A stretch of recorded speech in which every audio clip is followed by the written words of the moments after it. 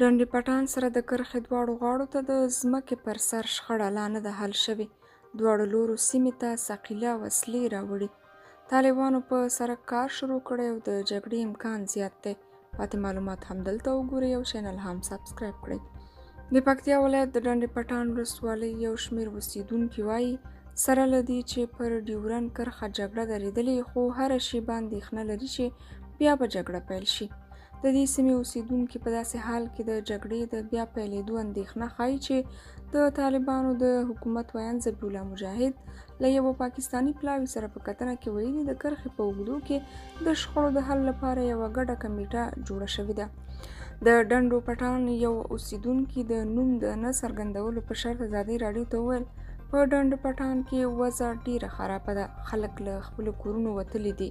مشکل خو ډیر زیات دی. د جنګ له وجې خلکو کډې وکړي. د سرپناه ځای نه لري. پاکستاني ډرایوران دلته بند پاتې دي او افغانان هغې خواته بند دي. نن بیا درنې وسلې راغلي دي. د زیات جنګ امکان شته. د سیمې اوسېدونکي په دې اړه وویل خبرې اترې روانې وي خو بې پایلې پای ته ورسېدې. کومې موافقې ته سره ونه رسېدل. د جنګ د بیا پیلېدو امکانات شته ده. نن بیا درنې وسلې راغلي دي. د زیات جنګ امکان شته. خو د دې سیمې یو بل اوسېدونکي نجیب الله ازادي راډیو ته وویل چې پرون له لانجمنې سیمې لږ لرې بیا کار پیل شو. د ډنډ پټان ولسوالۍ هغه سیمه کې چې جنجال و اوس کار نه کیږي، خو له هغې 300 متره وړاندې کار بیرته شروع شو. خو کوم جنګ نشته. خو کوم ځای کې چې جنجال و هلته قومي مشران ناست و، په خپل منځ کې غونډه کړې وه. سرچینو وایي چې د طالبانو یو شمېر جنګي قطعات هم سیمې ته رسېدلي دي. پاکستاني رسنیو د یکشنبې د ورځې په نښته کې د یوه پاکستاني پوځي د وژل کېدو او د 2 ملکیانو په شمول د 9 نورو د ټپي کېدو خبر ورکړی و.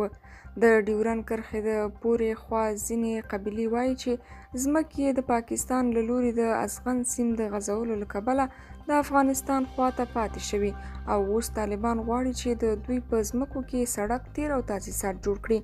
تر اوسه پورې په دې موضوع د اختلاف له کبله د دوو خواوو خبرو نتیجه نه ده ورکړې. درنو کتونکو، تاسو په دې اړه څه وایئ؟ خپل نظریات مو د دغې موضوع مربوط کمنټونو کې راته ولیکئ او د نورو ویډیوګانو لپاره چینل هم سبسکرایب کړئ.